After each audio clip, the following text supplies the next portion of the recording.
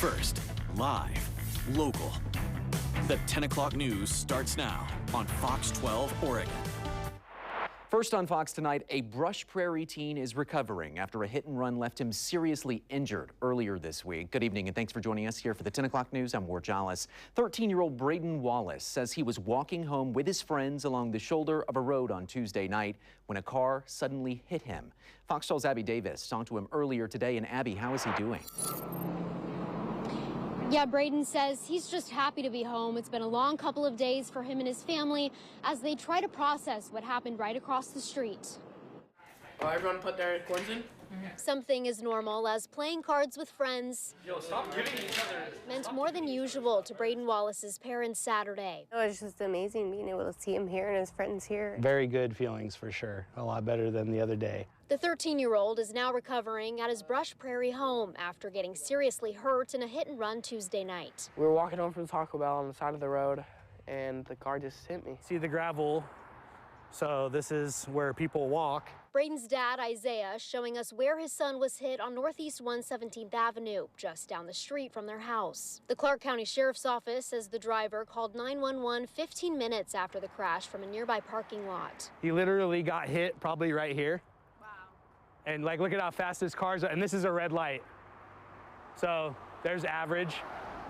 So it just takes one person to not pay attention for a split second. And he was down here,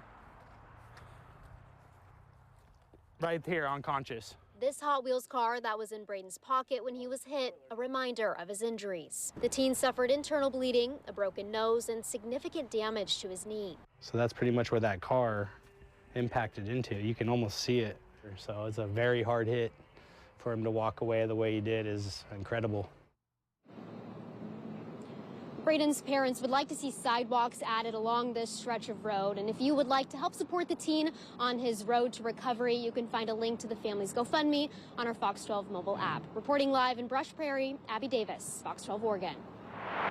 All right, Abby, thank you. New here at 10, Vancouver police have made an arrest after a tense standoff at an apartment complex near I-5 today. Police were called to the Hudson Apartments at 500 East 13th Street around 2:30 this afternoon after a resident reported that another resident had pointed a gun at them and then retreated into an apartment. Because the complex is so close to the freeway, southbound I-5 lanes were shut down during the standoff, but have since reopened. After hours of negotiations, SWAT took the suspect, 58-year-old Terry Myers, into custody. Police say a search of the apartment turned up multiple firearms. Myers was booked into the Clark County Jail on 2 counts of assault 2 and 1 count of assault 3. Major developments tonight after peace talks between the United States and Iran come to a sudden end. Vice President J.D. Vance says there's still no deal after a day-long round of discussions in Pakistan with high-ranking Iranian officials. And with both sides still in disagreement, it's unclear where things will go next.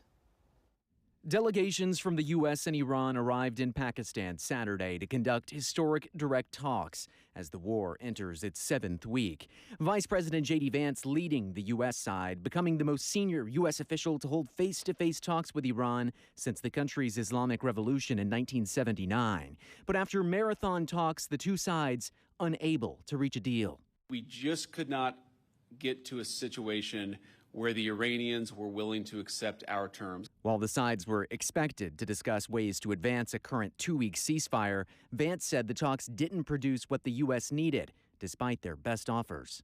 We leave here, and we leave here with a very simple proposal, a method of understanding that is our final and best offer. We'll see if the Iranians accept it. Thank you. But Iranian officials say they plan to hold their ground in the fight, an Iranian spokesperson saying the talks are viewed as a way to defend Iran's existence. Diplomacy for us right now, without exaggeration, is the continuation of defense, the continuation of war. The high-stakes talks come after President Trump warned U.S. strikes on Iran will intensify if a permanent deal can't be reached. Ahead of the peace talks, Trump was asked what he wanted to see come out of the deal. No nuclear weapon. The war began February 28th when U.S. and Israeli forces launched multiple airstrikes targeting many of Iran's senior leaders, their nuclear facilities, and weapons in an attempt to force a regime change. In the days since the ceasefire began, more than 24 ships have been able to pass through the Strait of Hormuz, but some others are still waiting. Reopening the key waterway was central to the negotiations. As President Trump departed the White House for Miami today, he said Iran had, quote, been defeated. He also responded to reports about China possibly aiding Iran in the coming weeks. Mr. President, there's U.S. intelligence that China is preparing to ship weapons to Iran. Have you spoken with President Xi? China's going to have big problems, okay? Meantime, U.S. Central Command says 2 U.S. Navy-guided missile destroyers have begun clearing mines in the Strait of Hormuz. The move comes as some ships are still unable to pass through the critical waterway despite the ceasefire. In a social media post, the commander of CENTCOM says the military is in the process of establishing a new pathway and will soon share that with the maritime industry. Roughly 30 ships have passed through the strait since the ceasefire was reached earlier this week. Pope Leo condemned the war in Iran with his strongest words yet this morning. During a prayer service at the Vatican, he said the delusion of omnipotence is fueling the conflict. Leo continued by saying, enough of the idolatry of self and money, enough of the display of power, enough of war. The Pope did not mention the United States or President Trump by name, but his tone and message appeared to be directed at U.S. officials. Stick with us as we continue to bring you all of the developments in the war with Iran. You can always get the latest on our Fox 12 streaming app and on the Fox 12 mobile app. FEMA says Oregon has been approved for federal disaster assistance to help recover from the severe weather that hit last December. The announcement comes after President Trump signed major disaster declarations for 7 states, opening up federal support for recovery. In Oregon, the aid covers counties impacted by storms between December 15th and 21st, when flooding, landslides, and mudslides caused damage. The funding will be available to the state, tribal, and eligible local governments and certain nonprofit groups for emergency work and for repairing or replacing damaged facilities. All right, let's turn things over now to Chief Meteorologist Mark Nelson, who joins us in our brand new studio tonight, Yeah. Mark. Nice to have you with us. Okay, so very different today than maybe later yesterday. We had some, rumbles of thunder and whatnot in the valley. You saw lightning or you heard thunder last night, right? I heard it. I didn't see any lightning. You know, it's not quite like those Midwest storms that I'm used to. That's right, maybe. you grew up in the Southeast. But yeah, I mean, we had a pretty nice day today, though. Yeah, the only thunderstorms were kind of in the Cascade foothills east of Salem. Yeah. But otherwise, now we just have some heavy showers kind of here and there all across the area right now, and it looks like most of those are shifting out towards the Coast Range, Hillsborough and Forest Grove. And then you can see another band kind of coming up north of Salem. No lightning out of this, though. But we have picked up some nice rain. You know, we did have a week that was dry. It's always weird to say that in Portland, like, hey, I wish we had a little bit more rain. But it's about time after some dry weather. Almost over 6/10 of an inch at Salem. All right, so tonight we've got a few light showers. It'll be mild again. Notice the low temperatures here, mid to upper 40s. So, yeah, that's pretty mild for this time of the year. Now, what about tomorrow, your Sunday? What are we going to see? Well, we think we wake up, it's cloudy with quite a bit of rain. You kind of see this band here from Newport and Florence all the way over to actually LeGrand and Pendleton. There's just as good of a chance for rain east of the Cascades. And at midday, it's still there. So I'm thinking south of Portland is wettest tomorrow. We'll get a few light showers here. Look at the dry spot up at Astoria, and then here's 6 p.m. So the point is, this weather system just kind of hanging up over the state, and a lot of gray. I don't see much sunshine. So tomorrow morning, a few showers. It'll be mild again tomorrow morning. And beyond that, the rest of the day, I think it's pretty gray. I think it'll be tough to find much of any sunshine. Just showers around, and most of the showers probably south of Portland. I don't know why I'm going like that. I'm still thinking about the map. But about 58, so a little cooler.